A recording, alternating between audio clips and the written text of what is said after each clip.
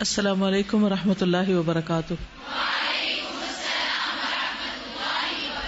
کیا حال ہے آپ لوگوں کا؟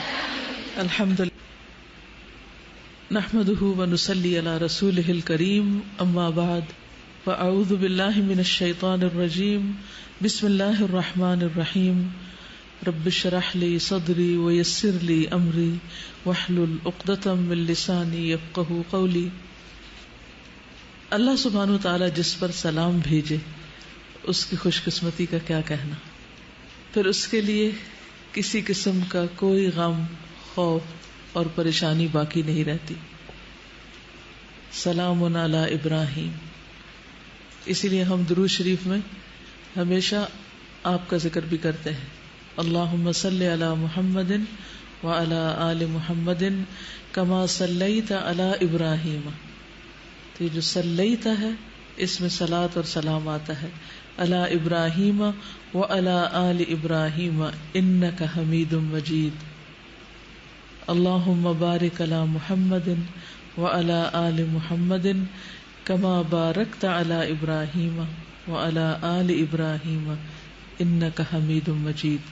تو اللہ سبحانہ وتعالیٰ کی صفت المجید ہے، اور اللہ سبحانہ وتعالیٰ نے اپنی خاص رحمت کے ساتھ حضرت ابراہیم اور اہل و عیال اور ان کی آل کو برکتیں عطا فرمائی۔ تو ہم نبی صلی اللہ علیہ وسلم اور آپ کی آل اور آپ کی ازواج اور آپ کے اہل بیت سب کے لیے اسی برکت کی دعا کرتے ہیں۔ یہ دعائیں کس کے حصے میں آتی ہیں؟ صرف ایک جملے میں جواب دیجیے، یہ دعائیں کس کے حصے میں آتی؟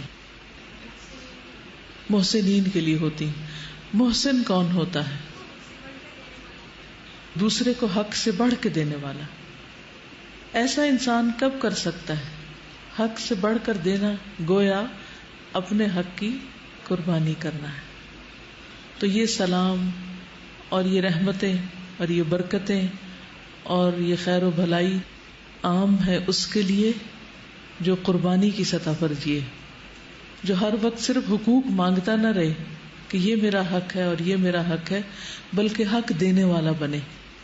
اور خاص طور پر جس انسان کو حق نہ مل رہا ہو وہ اگر حق دینے والا بن جائے، یعنی ایک تو یہ ہے کہ آپ کو کچھ مل رہا ہے تو آپ بھی دے رہے ہیں، آپ کو حق مل رہا ہے آپ بھی حق دے رہے ہیں، تو یہ احسان کا درجہ نہیں ہے، یہ تو بدلے کا ہے، عدل ہے۔ احسان کا درجہ یہ ہے کہ کوئی آپ کا حق نہیں دیتا، کوئی آپ سے اچھا سلوک نہیں کرتا، لیکن آپ پھر بھی اس کے لیے اچھا ہی سوچتے ہیں، اس کے لیے خیر خواہ ہوتے ہیں۔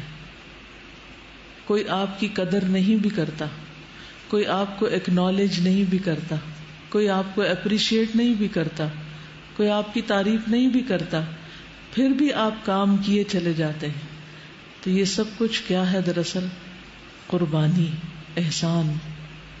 تو جو ایسا کرتا ہے اس کی قدردانی کون کرتا ہے؟ قربانی کرنے والے کی قدردانی اللہ سبحانہ و تعالیٰ فرماتے ہیں، اور اللہ کی طرف سے ایسے لوگوں پر سلامتی اور برکتیں اور رحمتیں نازل ہوتی ہیں۔ تو جس پر اللہ کی طرف سے رحمتیں نازل ہوں پھر اس کو کسی بھی چیز کی کمی نہیں ہوتی، نہ دنیا میں نہ آخرت میں۔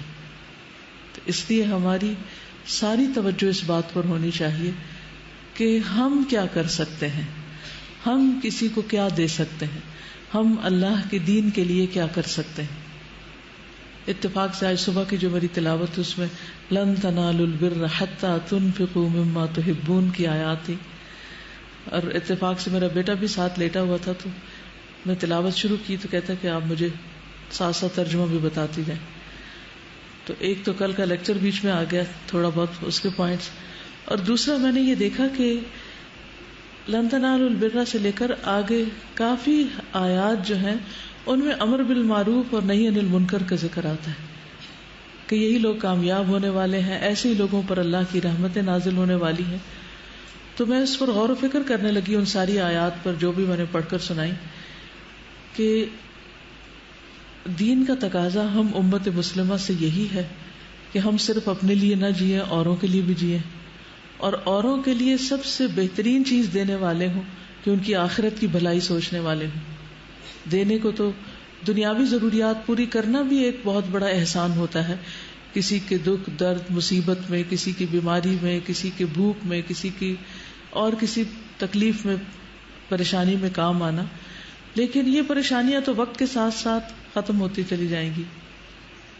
کسی نے کیا خوب کیلکولیشن کی کہ آخرت کا دن، یوم الآخرہ 50,000 سال کا ہے، اور ایک ایوریج انسان جو زندگی جیتا ہے اگر اس کے مقابلے میں ایک ریشو لگایا جائے تو یہ زندگی صرف 41 سیکنڈز بنتی، یعنی دنیا کی زندگی 41 سیکنڈز بنتی.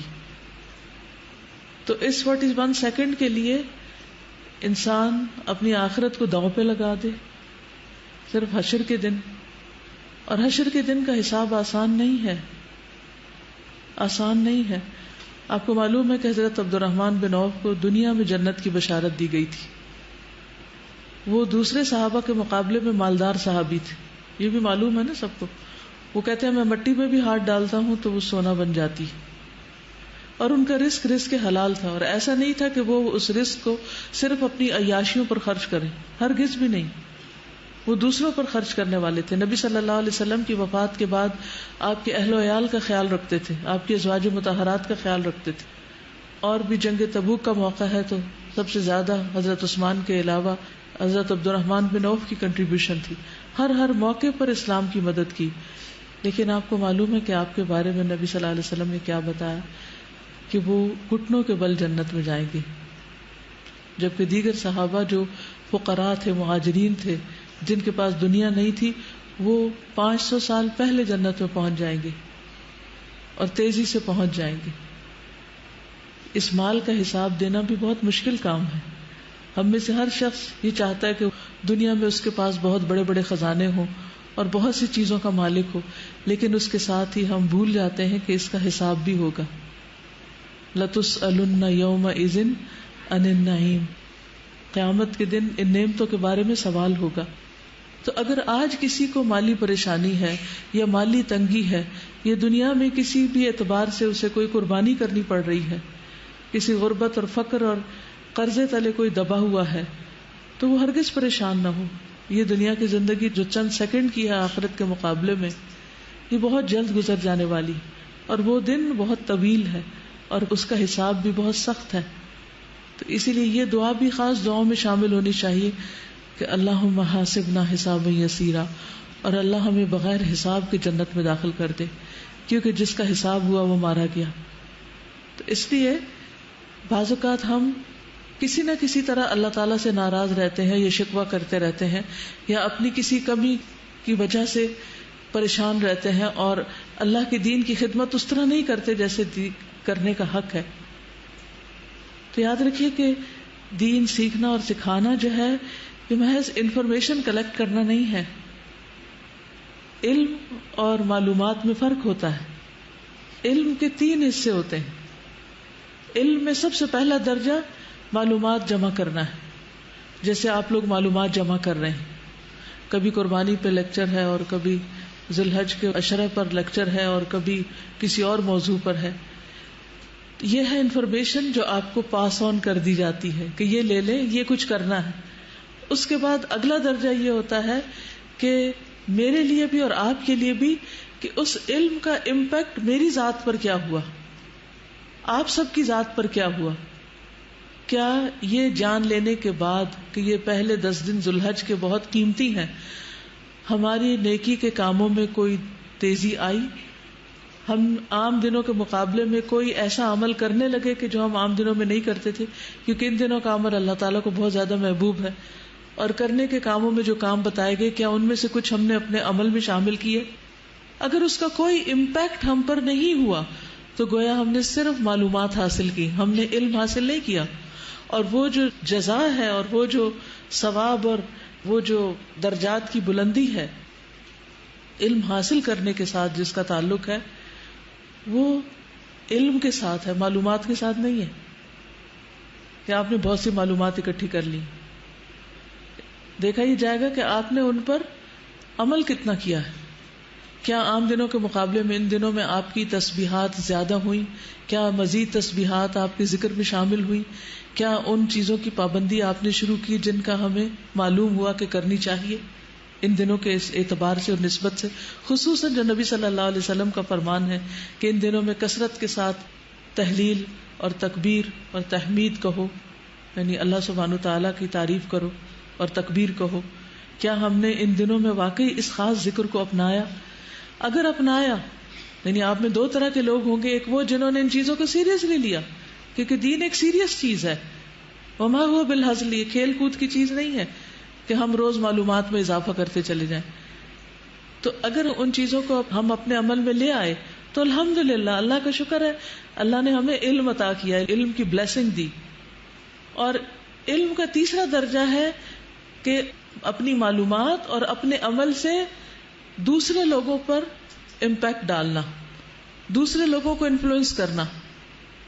اب اس درجے پر اگر آپ دیکھیں اپنے آپ کو، تو کیا آپ کے عمل سے، آپ کے علم سے، آپ کے طریقے سے، کیا آپ کے گھر والوں پر، آپ کے دوستوں پر، آپ کے ماحول پر کوئی اثر پڑا؟ کیا ان کے اندر بھی یہ چیز آئی؟ کیونکہ میں نے آج کی آیات کی تلاوت اور غور و فکر جو کیا صبح کے وقت، اس سے مجھے تو یہ نظر آیا کہ جب تک میں امر بالمعروف اور نہی عن المنکر نہیں کرتی تو کامیابی مشکل ہے. یعنی یہ علم اور یہ معلومات اور یہ عمل صرف میری اپنی ذات کے لیے نہیں ہے، بلکہ میرے اپنے پیاروں کے لیے بھی ہے، میرے گھر والوں کے لیے بھی ہے، میرے ساتھیوں کے لیے بھی ہے، میرے آس پاس کے لوگوں کے لیے بھی ہے. اور اس امر بالمعروف اور نہی عن المنکر میں اثر جب ہی ہوگا جب میں خود عمل کروں گی. اگر میں عمل نہیں کرتی تو میں کسی کو یہ کہنے کا حق نہیں رکھتی کہ تم بھی یہ تسبیح پڑھو. اگر میں روزہ نہیں رکھتی تو مجھے یہ حق نہیں کہ میں کسی کو کہوں کہ ان دنوں کے روزوں کا بہت ثواب ہے، سارے سال کے روزوں سے بہتر ہے رمضان کے علاوہ، کیونکہ وہ تو فرض ہے نا، اور فرض بہرحال فرض ہوتا ہے. اگر میں خود صدقہ خیرات نہیں کرتی تو مجھے کسی کو یہ بتانے کا حق نہیں کہ میں کسی سے کہوں کہ تم صدقہ خیرات کرو. تو امر بالمعروف اور نہی عن المنکر کی کچھ شرائط ہیں، لیکن جب انسان اس تیسری سیڑھی پر قدم رکھتا ہے تو وہ ساری بشارتیں آنے لگتی ہیں اور وہ ساری کامیابیوں کے راستے کھلنے لگتے ہیں. پھر آتا ہے وہ مقام کہ جب سلام آنے لگتے ہیں، پھر اللہ کی طرف سے سلامتی کا پیغام آنے لگتا ہے اس بندے کے لیے جو ان چیزوں پر عمل کرنے والا ہو، واقعی جو علم والا ہو. اور انما یخشی اللہ من عبادہ العلماء، علماء کی ڈیفینیشن کیا کی گئی کہ وہ اللہ سے ڈرنے والے ہوتے ہیں. اور اسی طرح مومن کی ڈیفینیشن کیا ہے؟ انما المؤمنون الذین اذا ذکر اللہ وجلت قلوبہم. مومن تو وہ ہوتے ہیں کہ جب اللہ کا نام لیا جاتا ہے، اللہ کا ذکر آتا ہے تو ان کے دل کانپنے لگتے ہیں. اس ڈیفینیشن پر اپنے آپ کو پرکھ کر دیکھیں، کیا واقعی آپ کا دل ہلتا ہے جب اللہ کا ذکر ہوتا ہے، یا آپ اللہ کے نام پر ویسے ہی بس سن لیتے ہیں، پڑھ لیتے ہیں جیسے کوئی عام چیز ہوتی ہے؟ آپ اگر ان دنوں میں کوئی نئی سورت یاد کر رہے ہیں، یا قرآن پاک کی ریویژن کر رہے ہیں، یا ترجمے کی دہرائی کر رہے ہیں، یا درس دے رہے ہیں، یا کوئی بھی اللہ کے نام کی تسبیح کر رہے ہیں، تو کیا آپ کے دل کی حالت بدلتی ہے یا نہیں؟ تو دل کی حالت بدلنی چاہیے، یہ مطلوب اور مقصود ہے. اور اگر یہ نہیں بدلتی تو پھر ہم کس قسم کے مومن ہیں؟ انما صیغہ حصر ہے. کیا مطلب ہوتا ہے انما؟ سوائے اس کے کہ نہیں، یعنی اس کے سوا ہے ہی نہیں کچھ. مومن تو ہوتے ہی بس وہ ہیں کہ جن کے سامنے اللہ کا ذکر کیا جائے یا وہ اللہ کا ذکر کرے تو ان کے دل کانپ اٹھیں، ان کے دل ہل جائیں، ان کے دل بدل جائیں، ان کے دل اس ذکر کو محسوس کریں. بالکل اسی طرح جب آپ کے کسی پیارے کا ذکر کیا جاتا ہے آپ کے سامنے تو کیا ہوتا ہے؟ کسی بھی محبوب شخصیت کا نام آپ کے سامنے آئے، اس کی تصویر دیکھیں یا اس کی آواز سنیں یا اس کا کچھ بھی، تو آپ کا دل کا کیا حال ہوتا ہے؟ کیا کرتے ہیں آپ؟ ہارٹ بیٹ فاسٹ ہو جاتی ہے. یہ جو ہارٹ بیٹ فاسٹ ہونا ہے نا، یہی وجلت قلوبہم ہے کہ اللہ کا نام آتے ہی ہارٹ بیٹ فاسٹ ہو جائے. اور جس کی سارے دن میں ایک دفعہ بھی نہ ہو تو اس کا دل تو پھر مردہ ہی ہے نا، مردہ کا دل نہیں بچتا، اس کی ہارٹ بیٹ فاسٹ نہیں ہوتی. اس لیے قربانی کے اس موسم کو اور قربانی کے ان دنوں کو اور قربانی کے اس ریچول کو صرف ریچول نہ سمجھیں، انہیں عام دن نہ سمجھیں. ایک ایک لمحہ گزرتا چلا جا رہا ہے اور ایسی حسرت آتی کہ یا رب کیا کیا ہے، ابھی تو اور بہت کچھ کرنا چاہیے تھا. تو ادھر ادھر کی فضول باتیں، لغویات اور غیر ضروری چیز چھوڑ کر عبادت کے لیے، ذکر کے لیے سنجیدگی اختیار کریں. تو آئیے آج ہم قربانی کے کچھ احکامات بھی پڑھ لیتے ہیں کہ اگرچہ آپ شاید خود قربانی نہ کریں، آپ کے والد کریں یا آپ کے شوہر کریں، لیکن آپ کو یہ معلوم تو ہونا چاہیے کہ اس قربانی سے متعلق ہمیں کتنی شرائط بتائی گئی ہیں، کتنی تاکیدیں کی گئی اور کتنا علم دیا گیا ہے جس پر ہمیں عمل کرنا ہے. یعنی ایسا نہیں کہ قربانی کا لفظ ہے اور آپ کہیں کہ میں تو روز گھر میں قربانی دیتی ہوں کہ مجھے بہت کچھ سننا پڑتا ہے اور میں چپ رہتی ہوں تو یہ میری قربانی ہے، تو میں ان دنوں میں یہی قربانی کر رہی ہوں. یہ تو قربانی نہیں ہے، اس قربانی کی بات نہیں ہو رہی. یہاں بکرے اور گائے اور اونٹ کی قربانی کی بات ہو رہی، مرغی کی بھی نہیں ہو رہی، چڑیا کی بھی نہیں ہو رہی. تو اس لیے جس قربانی کی بات ہو رہی ہے اس سے متعلق آپ کا دین آپ کو کیا بتاتا ہے پتہ ہونا چاہیے، تاکہ آپ لوگوں کے لیے گواہ بن جائیں، لوگوں کو بتانے والے بن جائیں کہ وہ کیا کریں اور کیا نہ کریں. یہ کس میں آئے گا؟ امر بالمعروف و نہی عن المنکر. یہ نہیں کر سکتے آپ جب تک کہ آپ کو علم نہ ہو. ٹھیک ہے؟ تو سب سے پہلی بات تو یہ ہے کہ قربانی کرنے والا بال اور ناخن نہ کاٹے. یعنی اگر قربانی کا ارادہ ہو تو ذی الحج کا عشرہ شروع ہوتے ہی اپنے بالوں اور ناخنوں کو نہ کاٹا جائے. نبی صلی اللہ علیہ وسلم نے فرمایا جب ماہ ذی الحجہ شروع ہو جائے اور تم میں سے کسی کا قربانی کرنے کا ارادہ ہو، اور آپ نے عشرہ کا نام لیا، اذا دخلت العشر، تو وہ اپنے بالوں اور جلد میں سے کچھ نہ لے. بالوں اور جلد میں سے، جلد کا کیا مطلب ہے؟ اسکن. یعنی بعض اوقات ناخنوں کے ساتھ کیا ہوتا ہے، وہ چھوٹی چھوٹی جلد اکھڑ جاتی ہے نا، ہوتی، یا ڈیڈ اسکن آپ کے جسم پر آ جاتی، تو لوگ مختلف طریقے سے ڈیڈ اسکن اتارتے ہیں. تو ان 10 دنوں میں نہ اسکن میں سے کچھ لے اور نہ بالوں میں سے. فلا یمس من شعرہ ولا بشرہ شیئا، دونوں چیزیں منع ہے. صحیح مسلم کی روایت ہے. پھر اسی طرح قربانی کا اجر چاہنے والا بھی بال اور ناخن نہ کاٹے. یعنی اگر ایک شخص قربانی نہیں کر سکتا تو وہ قربانی والوں کے ساتھ اجر میں کیسے شریک ہو، وہ قربانی کے دنوں میں کیا کاٹے، اس کے بارے میں آتا ہے. سنن نبی داؤد کی روایت ہے، عبداللہ ابن عمرو ابن العاص بیان کرتے ہیں کہ نبی صلی اللہ علیہ وسلم نے فرمایا مجھے اضحیٰ کے دن عید منانے کا حکم دیا گیا ہے، جسے کہ اللہ عز و جل نے اس امت کے لیے خاص کیا ہے، اس امت کے لیے خاص کیا ہے. ایک آدمی نے کہا فرمائیے کہ اگر مجھے دودھ کے جانور کے سوا کوئی جانور نہ ملے، یعنی ایک میرے گھر میں گائے بندھی ہوئی ہے جس سے میں دودھ لیتا ہوں، اس کو بیچتا ہوں، میرا روزگار ہے، یا بچوں کو پلاتا ہوں، اور وہی ہے تو کیا میں اب اس کو ہی ذبح کر لوں؟ یا بکری ہے اور وہ دودھ دیتی ہے تو اب کیا کروں؟ یعنی آپ کے گھروں میں تو ایسا نہیں ہے، لیکن جن کے پاس اور وہ صرف ایک ہی ہو اور اسی پہ ان کا گزارا چل رہا ہو تو اس کے لیے تو بڑا امتحان ہے نا، کیا وہ بکری ذبح کر دے کہ نہ کرے؟ آپ نے فرمایا نہیں، وہ یہ بکری نہ ذبح کرے، دودھ والی بکری نہ ذبح کرے، بلکہ اپنے بال کاٹ لو. اب قربانی کا دن آ گیا تو کیا کرو؟ بکرا نہیں کاٹ سکتے، کیا کرو؟ بال کاٹ لو، ناخن کاٹ لو، مونچھیں تراش لو، زیر ناک کی یعنی انڈر آرمز اور انڈر لیگز کی صفائی کر لو. اللہ کے ہاں تمہاری یہی کامل قربانی ہوگی، کیونکہ یہ سنت ابراہیمی میں سے ہے، یعنی ختنہ کرنا اور مونچھیں تراشنا اور داڑھی کے بال بڑھانا اور باقی جسم کی صفائی کرنا. تو اس لیے عید کے دن انسان کو صاف ستھرا ہونا چاہیے. یہ نہیں 10 دن بھی نہیں کاٹے اور اس دن بھی اسمیل لے کے پھرتے رہیں، پھر یہ نہیں ہونا چاہیے. اپنے آپ کو صاف ستھرا کریں اور اس نیت کے ساتھ اب کریں گے. ٹھیک ہے؟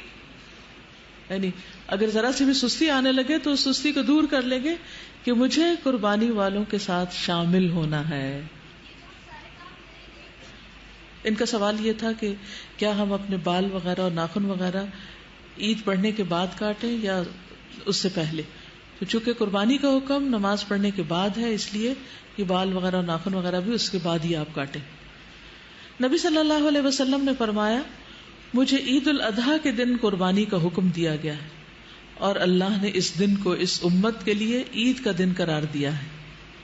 ایک آدمی کہنے لگا، یہ بتائیے اگر مجھے کوئی جانور نہ ملے سوائے اپنے بیٹے کے جانور کے، یعنی اس نے بکری پالی، میری اپنی نہیں، تو کیا میں اسی کی قربانی دے دوں؟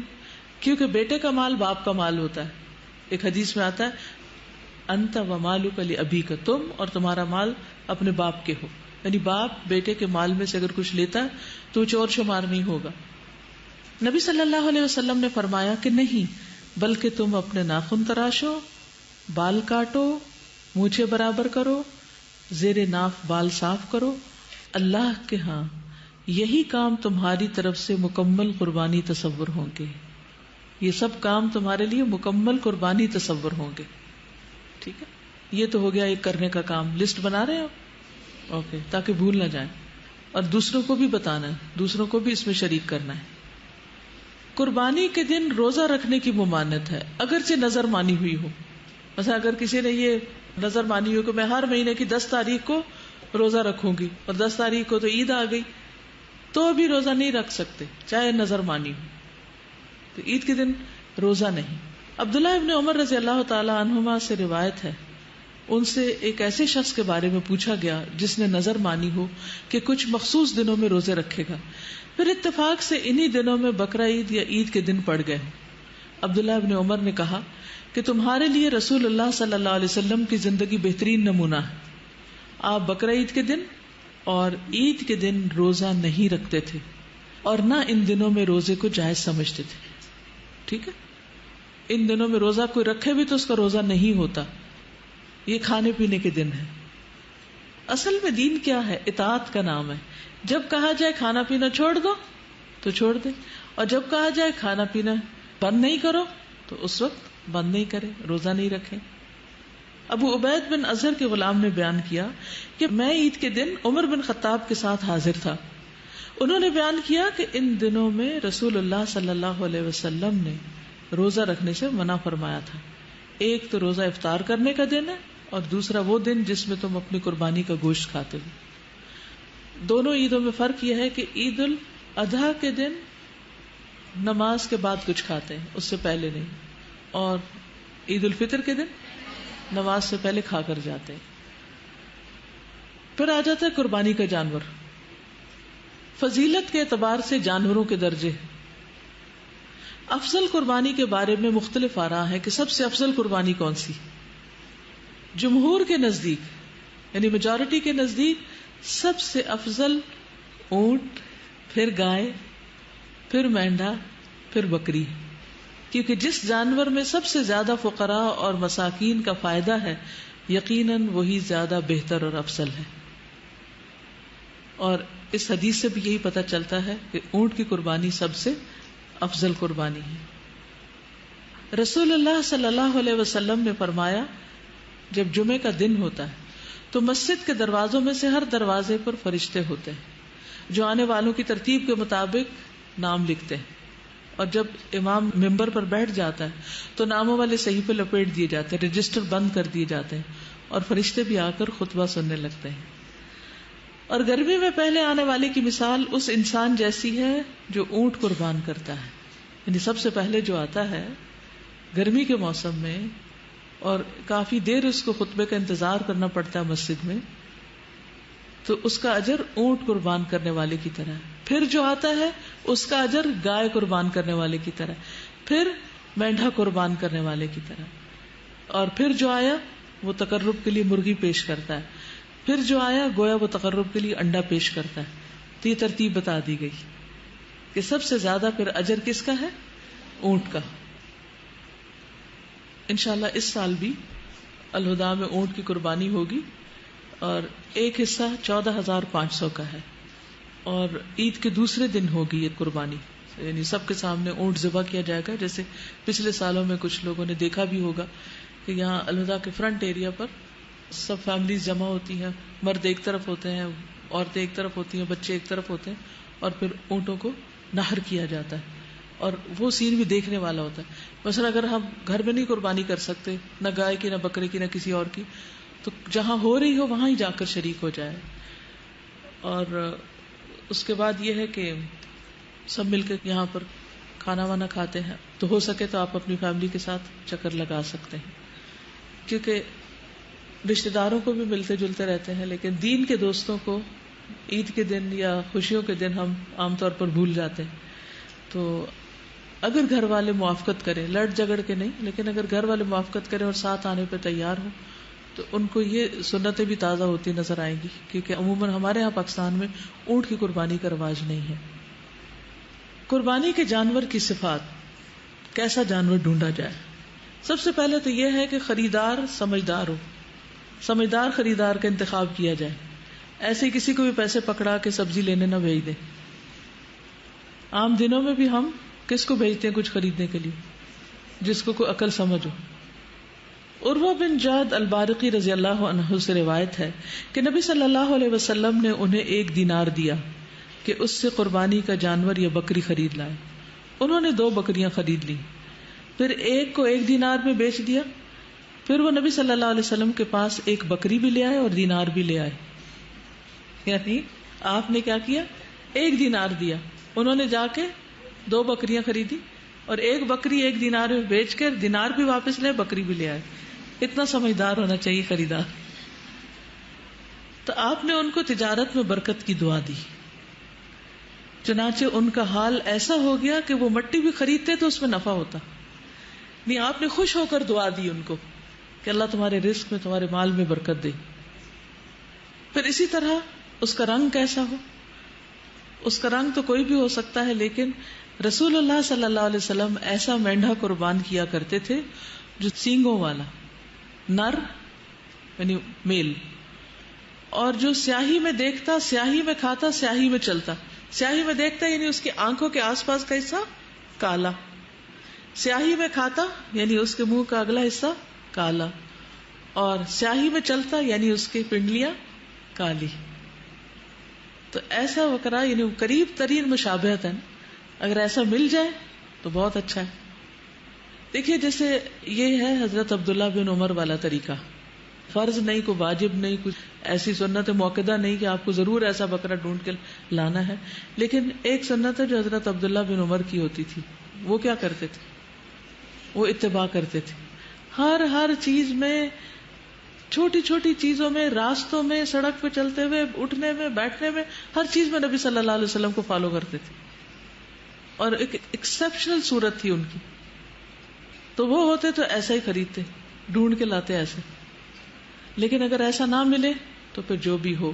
ابو ہریرہ سے روایت ہے کہ رسول اللہ صلی اللہ علیہ وسلم نے فرمایا، خاکستری یعنی براؤنش رنگ کا جانور ذبح کرنا اللہ تعالیٰ کو 2 کالے رنگ کے جانور ذبح کرنے سے زیادہ محبوب ہے. یعنی پورا کالا بکرا جو ہم عام طور پر صدقے میں دیتے ہیں، اگر 2 بھی دیے جائیں اس کے مقابلے میں 1 براؤن زیادہ افضل ہے. یہ پتہ نہیں کہاں سے کالے بکرے کے صدقے کا رواج پڑا تھا. سمجھ آئی بات؟ یعنی ایک طرف 2 کالے بکرے اور ایک طرف 1 براؤن بکرا، زیادہ ثواب کس میں؟ براؤن میں. ٹھیک. تو اس لیے اگر کبھی صدقے کا بکرا بھی دینا ہو تو اس میں کالا رنگ نہ ڈھونڈے. ہاں، کالا رنگ صرف اس حد تک کہ جو منہ کے آگے ہو اور آنکھوں اور پاؤں کے، بس. پھر یہ کہ 2 دانت والا ہو، 2 دانتا ہو. رسول اللہ صلی اللہ علیہ وسلم نے فرمایا صرف 2 دانتا جانور ہی ذبح کرو، سوائے اس کے کہ تمہارے لیے بہت مشکل ہو جائے تو بھیڑ کا جزع کو قربان کر سکتے ہو، یعنی بھیڑ کا بچہ قربان کر سکتے ہو. سائز درمیانہ ہو. یونس بن میسرہ بن حلبس نے کہا، میں اللہ کے رسول صلی اللہ علیہ وسلم کے صحابی ابو سعید الزرقی کے ساتھ قربانی کے جانور خریدنے کے لیے گیا. یونس بن میسرہ بیان کرتے ہیں کہ ابو سعید نے ایک ایسے مینڈے کی طرف اشارہ کیا جس کے کانوں اور گلے کا کچھ حصہ سیاہ تھا. وہ جسمانی طور پر نہ زیادہ اونچا تھا نہ پست تھا. انہوں نے فرمایا میرے لیے یہ خرید لو. گویا انہوں نے اسے رسول اللہ صلی اللہ علیہ وسلم کے مینڈے کے مشابہ قرار دیا کہ اس سے قریب تر ہے. یعنی اگر تینوں چیزیں نہ بھی ہو کالی تو ایک ہو جائے، دو ہو جائے، اور تین ہو جائے تو بہت اچھا ہے. اور اسی طرح یہ کہ بہت اونچے بڑے کی تلاش بھی ضروری نہیں ہے، درمیانے سائز کا بھی کافی ہے. ابو ہریرہ رضی اللہ عنہ سے روایت ہے کہ اللہ کے رسول صلی اللہ علیہ وسلم جب قربانی کا ارادہ فرماتے تو بڑے موٹے سینگ دار سفید اور سیاہ رنگ کے 2 خصی مینڈے خریدتے. ٹھیک ہے، یعنی خصی کرنا بکروں کو وہ ہوتا ہے جس میں وہ آگے بچے نہیں پیدا کر سکتے. ٹھیک. ابو سعید رضی اللہ عنہ بیان کرتے ہیں کہ رسول اللہ صلی اللہ علیہ وسلم ایسا مینڈا قربانی کیا کرتے تھے جو سینگوں والا اور نر غیر خصی ہوتا تھا. پھر اسی طرح جانور خریدتے وقت اچھی طرح دیکھ بھال کر لی جائے، غور سے دیکھا جائے. حضرت علی سے مروی ہے کہ جناب رسول اللہ صلی اللہ علیہ وسلم نے ہمیں حکم دیا کہ قربانی کے جانور کی آنکھ اور کان اچھی طرح دیکھ لیں. ایسے جانور کی قربانی سے منع فرمایا جس کا کان آگے یا پیچھے سے کٹا ہو، جس کو کٹ نہ لگا ہو، پھٹا ہوا نہ ہو، نہ اوپر سے اور نہ نیچے والی سائڈ سے لٹکنے والی طرف سے، یا اس میں سوراخ نہ ہو، یا وہ پھٹ نہ گیا ہو، یعنی کہیں سے بھی کٹ وغیرہ نہ لگا ہو، یا جسم کے دیگر اعضاء کٹے ہوئے نہ ہو. ٹھیک ہے، یعنی دیکھ بھال کے جانور خریدنا چاہیے. آنکھ بھی دیکھنی چاہیے، کان بھی دیکھنے چاہیے، دانت بھی دیکھنے چاہیے. صرف رنگ اور سائز دیکھ کے نہیں لے لیں. جانور لا کر اس کی خدمت کی جائے. حضرت عائشہ کہتی ہیں کہ رسول اللہ صلی اللہ علیہ وسلم بیت اللہ کی طرف ہدی بھیجتے تھے، یعنی خود تو نہیں جا سکتے تھے تو کیا کرتے ہیں، وہاں قربانی کے لیے جانور بھیج دیتے تھے. آپ لوگ بھی بھیج سکتے ہیں. میں اپنے دونوں ہاتھوں سے ان کے ہار بٹتی تھی، وہ علامت کے طور پر ان کے ہار بٹتی تھی، یعنی ان کے گلے میں جو چیز ڈالی جاتی تھی، رسیاں بٹ کے مختلف رنگوں کی یا مختلف خاص طریقے کی بٹائی، تو وہ اپنے ہاتھ سے بناتی تھی اور گلے میں ڈالتی تھی. جابر بن عبداللہ سے ہدی پر سواری کے بارے میں پوچھا گیا تو انہوں نے کہا، نبی صلی اللہ علیہ وسلم سے میں نے سنا آپ فرما رہے تھے جب اس کی ضرورت محسوس ہو تو سواری ملنے تک معروف طریقے سے اس پہ سواری کر سکتے ہو. مثلا آپ مکہ بھیج رہے ہیں جانور، آج کل تو لوگ گاڑیوں پہ سواری کرتے ہیں لیکن اس زمانے میں لوگ اونٹوں پہ سواری کرتے تھے. تو اگر اونٹ قربانی کے لیے جا رہا ہے تو اس پہ سواری نہیں کرنی چاہیے. ہاں اگر کوئی اور جانور نہیں ہے تو سواری کر سکتے ہیں اور پھر وہاں جا کر اس کی قربانی بھی کی جا سکتی. پھر کون سا جانور جائز نہیں؟ نمبر 1، عیب دار، جس کا عیب ظاہر ہو. عبید بن فیروز کہتے ہیں میں نے براء بن عازب رضی اللہ عنہ سے سوال کیا قربانی میں کون سا جانور جائز نہیں؟ تو انہوں نے کہا رسول اللہ صلی اللہ علیہ وسلم ہم میں خطبہ دینے کے لیے کھڑے ہوئے، آپ نے 4 انگلیوں سے اشارہ فرمایا کہ 4 قسم کے جانور قربانی میں جائز نہیں. نمبر 1، کانا، آنکھ سے بینگا یا کانا، جس کا کانا پن ظاہر ہو، آنکھ صحیح نہ ہو جس کی، یعنی ٹیڑھی آنکھ کر کے دیکھے. نمبر 2، بیمار جس کی بیماری واضح ہو. بعض بکروں کو زکام لگا ہوا ہوتا ہے یا ان کا پیٹ خراب ہوتا ہے. لنگڑا جس کا لنگڑا پن ظاہر ہو، اور انتہائی کمزور کہ اس کی ہڈی میں گودا نہ ہو، یعنی اوپر سے اس کی پسلیاں بھی دکھ رہی ہوں، ایسا جانور قربان نہ کریں. میں نے کہا مجھے ایسا جانور بھی ناپسند ہے جس کے دانت میں عیب ہو، یعنی دانت ٹوٹا ہوا ہو. برا کہتے ہیں جو تمہیں ناپسند ہو تو اسے تم چھوڑ دو مگر دوسروں کے لیے حرام نہ ٹھہراؤ، کیونکہ نبی صلی اللہ علیہ وسلم نے 4 چیزوں سے ہی روکا ہے. پھر اسی طرح ایک اور روایت میں آتا ہے نبی صلی اللہ علیہ وسلم نے سینگ یا کان کٹے ہوئے جانور کی قربانی سے منع فرمایا، یعنی سینگ نہ ٹوٹا ہوا ہو، کان نہ کٹا ہوا ہو. وہ جانور جس کا نصف یا اس سے زیادہ کان کٹا ہوا ہو وہ منع ہے. اگر چھوٹا موٹا کہیں ٹک ٹک لگ گیا تو کوئی بات نہیں. کتنے جانور قربان کیے جائیں، یعنی حاجیوں کے علاوہ؟ ٹھیک ہے، حاجی تو زیادہ کر سکتے ہیں. نبی صلی اللہ علیہ وسلم نے کتنے کیے تھے؟ 100 اونٹ، جن میں سے 63 آپ نے اپنے ہاتھ سے نحر کیے تھے. کل میں نے ایک ویڈیو کلپ دیکھا جس میں ایک شخص نے کئی اونٹوں کو نحر کیا. اس میں وہ اونٹوں کی پوری لائن جو تھی وہ دیوار کی طرف منہ کر کے کھڑی ہوتی، اور جو قربانی کرنے والا تھا وہ بس باری باری ایک اونٹ کو اس کے سامنے لایا جاتا، اس کو نحر کرتا، پھر اگلے کو کرتا، پھر اگلے کو. تو اس کو دیکھ کر وہ فوراً کرتا چلا جا رہا تھا. تو میں یہ سوچ رہی تھی کہ نبی صلی اللہ علیہ وسلم کی طاقت تو اس سے بھی کہیں زیادہ تھی، تو آپ کے لیے 63 کرنا کچھ مشکل نہیں تھا. ہماری بازوؤں میں کچھ جان ہے. ہمیں تو اگر کہا جائے نا 63 گلاس اٹھا کے یہاں سے وہاں رکھ دو تو ہم کیا کریں؟ ہم تھک گئے، ہمارے بازو اکڑ گئے، تو بازو شل ہو گئے. تو کتنے بکرے ذبح کرنے چاہیے گھر میں؟ رسول اللہ صلی اللہ علیہ وسلم نے فرمایا، اے لوگو، ہر سال ہر گھر والوں پر ایک قربانی لازم ہے. ہر سال ہر گھر والوں پر ایک قربانی لازم ہے. یہ سب کو اس میں شریک کر سکتے ہیں. ایک بکری کا سب گھر والوں کی طرف سے کفایت کر جانا. عطا بن یسار بیان کرتے ہیں، میں نے ابو ایوب سے پوچھا کہ رسول اللہ صلی اللہ علیہ وسلم کے زمانے میں قربانیاں کیسے ہوا کرتی تھیں؟ انہوں نے فرمایا، ایک آدمی اپنے اور اپنے گھر والوں کی طرف سے ایک بکری قربانی کیا کرتا تھا. اس سے خود بھی کھاتے، لوگوں کو بھی کھلاتے، یہاں تک کہ لوگ فخر کرنے لگے. اور اس طرح تم آج کل دیکھ رہے ہو.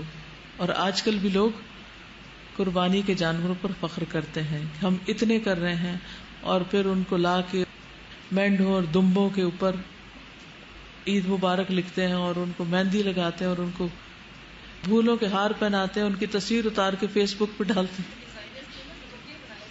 انا للہ و انا الیہ راجعون. یہ کہہ رہی تھی کہ ایک ٹاک شو ہو رہا تھا ریسنٹلی، اس میں ڈیزائنرز نے قربانی کے جانوروں کے دوپٹے بنائے ہیں جن کی قیمت 25,000 اور اس سے شروع ہو رہی ہے. اس سے ایک اور بکرا آ سکتا. اور اب بھی تھر میں، سندھ کے اندرونی علاقوں میں، کئی گاؤں دیہاتوں میں لوگ سارا سال گوشت نہیں کھا سکتے. تو اگر آپ کے پاس ایک اور بکرے کے پیسے تو ان کے لیے کچھ بھیج دیجیے.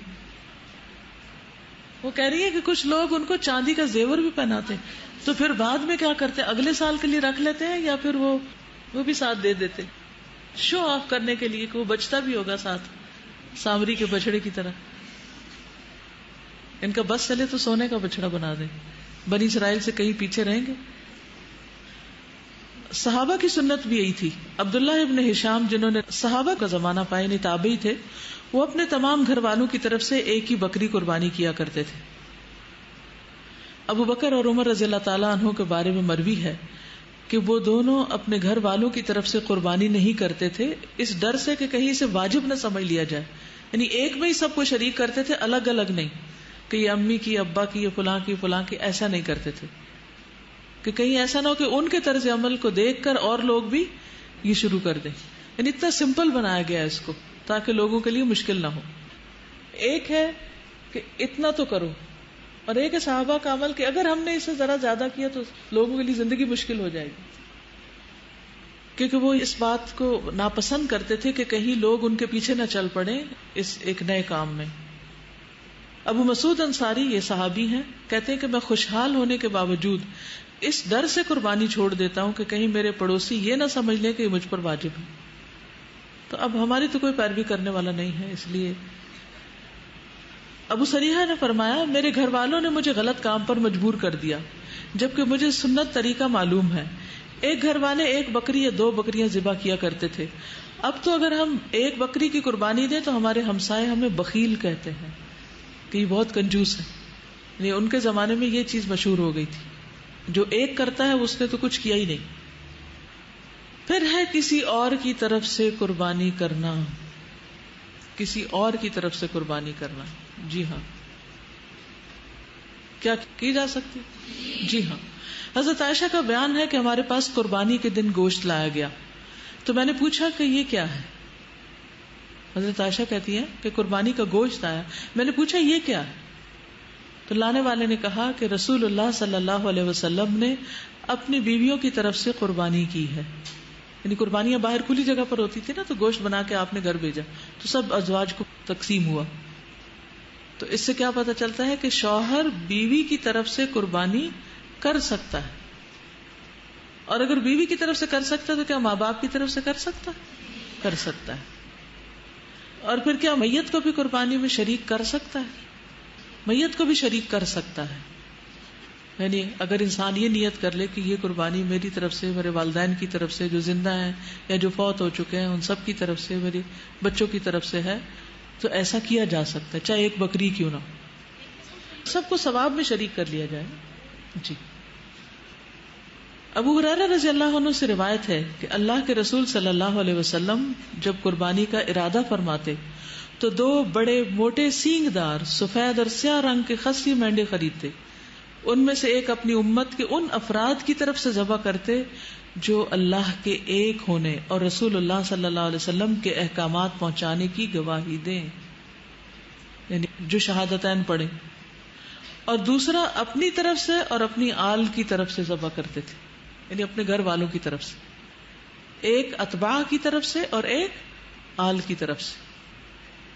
تو اس سے کیا پتہ چلتا ہے کہ دوسروں کو قربانی میں شریک کیا جا سکتا ہے، لیکن جو گھر والوں کی ہے وہ گھر والوں کی ہے. آپ یہ نہیں کہہ سکتے یہ میرے گھر والوں کی طرف سے بھی اور فلاں فلاں دوست کی طرف سے، کیونکہ آپ کی سنت کیا بتا رہی؟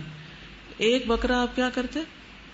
اپنی طرف سے اپنے خاندان والوں کی طرف سے کرتے، اور دوسرا امت کی طرف سے. ایک آل اور ایک امت کی طرف سے. اور آل اور امت میں کیا فرق ہے؟ آل اور اتباع کا لفظ اگر اکٹھا آئے تو کیا مطلب ہوتا ہے؟ آل سے مراد خاندان والے اور اتباع سے مراد امت. ٹھیک ہے. اور اگر صرف آل کا لفظ آ گیا ہے، اونلی آل، تو اس میں پھر سارے شامل ہو جاتے ہیں. جو طاقت نہیں رکھتے ان کو قربانی میں شریک کرنا. ابو سعید خدری کہتے ہیں کہ رسول اللہ صلی اللہ علیہ وسلم نے ایک سینگوں والے مینڈے کی قربانی کی اور فرمایا یہ میری طرف سے ہے اور میری امت کے ان افراد کی طرف سے جو قربانی کرنے کی طاقت نہ رکھتے ہوں، جو نہیں قربانی کر سکتے. کیسی دل جوئی کی آپ نے، کیسی کیئر تھی، کیسی محبت تھی. پھر گائے اور اونٹ کے حصے کتنے ہیں؟ 2 لفظ کیوں آ رہے 7 اور 10؟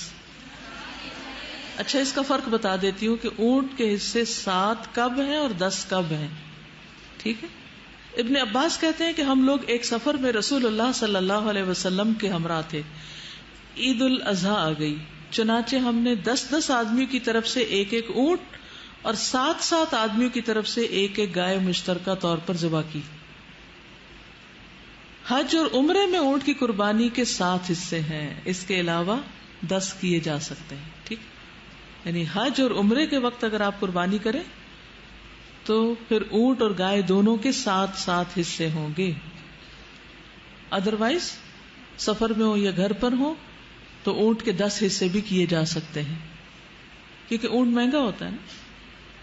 جابر رضی اللہ عنہ سے روایت ہے کہ ہم رسول اللہ صلی اللہ علیہ وسلم کے ساتھ حج کا احرام باندھے ہوئے تلبیہ کہتے ہوئے نکلے تو رسول اللہ صلی اللہ علیہ وسلم نے ہمیں حکم دیا کہ ہم اونٹ اور گائے کی قربانیوں میں 7 آدمی شریک ہو جائیں. ٹھیک ہے. تو اب یہ مسئلہ واضح ہو گیا. قربانی کتنے دن کی جا سکتی ہے؟ پھر اختلاف ہو گیا 3 اور 4 کا. نبی صلی اللہ علیہ وسلم نے فرمایا ایام التشریق ذبح، ایام تشریق ذبح کے ایام ہیں. اور ایام تشریق کون کون سے ہیں؟ 14 تو نہیں؟ اوکے 11 12 13. یہ تو آپ الحمدللہ قرآن میں پڑھ چکے ہیں. رسول اللہ صلی اللہ علیہ وسلم نے فرمایا یوم عرفہ 9 ذی الحجہ، یوم نحر 10 ذی الحجہ اور ایام تشریق ہم اہل اسلام کے عید کے ایام ہیں. یہ کھانے اور پینے کے دن ہیں. یعنی جو حج پر ہیں لوگ وہ ذوالحج کا کہ 9ویں تاریخ کا بھی روزہ نہیں رکھیں گے. ٹھیک ہے، وہ کھائیں پیئیں گے. اور 10 تاریخ کو عید ہوگی، اور 10 کے بعد 3 اگلے دن بھی جو حاجی ہیں وہ نہر کر سکتے ہیں یا قربانی کر سکتے ہیں. نبیشہ حذلی رضی اللہ عنہ بیان کرتے ہیں کہ رسول اللہ صلی اللہ علیہ وسلم نے فرمایا ہم نے تم لوگوں کو قربانیوں کا گوشت 3 دن سے زیادہ رکھنے سے اس لیے منع کیا تھا کہ تم سب کو گوشت پہنچ جائے. اب اللہ تعالیٰ نے تمہیں وسعت دے دی ہے، غنی کر دیا ہے، پس کھاؤ، ذخیرہ کرو اور اجر کماؤ. خبردار یہ دن کھانے پینے اور اللہ کا ذکر کرنے کے دن ہیں. تو اس سے یہ پتہ چلتا ہے کہ قربانی کے ایام بھی اللہ کے ذکر کے ایام ہیں، ان میں بھی تکبیرات پڑھتے رہنا ہے. ٹھیک ہے. اور کھانا پینا ہے، روزہ نہیں رکھنا ہے، یہ مطلب ہے. غیر حاجی 9 تاریخ کو روزہ رکھ سکتے ہیں اور اس روزے کا ثواب کیا ہے؟ 2 سال کے گناہوں کی معافی. انشاءاللہ جمعے کے دن جبکہ عرفہ کا دن ہوگا اس دن میں عرفہ کے دن کے بارے میں آپ کو چھوٹی سی ٹاک دوں گی کہ اس دن کی فضیلت کیا ہے اور اس دن میں کیا کیا ہوا تھا، یعنی تاریخی حیثیت تھوڑی سی اور کچھ اذکار وغیرہ. قربانی کا وقت، پہلے نماز پھر اس کے بعد قربانی. جس نے نماز سے پہلے قربانی کی اس کی قربانی نہیں. ابو بردہ کہتے ہیں ایک مرتبہ میں نے عید کی نماز نبی صلی اللہ علیہ وسلم کے ہمراہ پڑھی. پیچھے سے میری بیوی نے قربانی کا جانور پکڑ کر اسے ذبح کر لیا اور کھانا تیار کر لیا. کیونکہ عام طور پہ خواتین کو ہی ہوتا ہے نا کہ جب مرد حضرات گھر آئے تو کھانا پکا ہو. نماز سے فارغ ہو کر جب میں گھر پہنچا تو وہ کھانے کی چیز لے کر آ گئی. میں نے اس سے پوچھا یہ کہاں سے آیا؟ اس نے کہا ہم نے قربانی کا جانور ذبح کر کے آپ کے لیے کھانا تیار کر دیا تاکہ واپس آ کر آپ ناشتہ کر سکیں.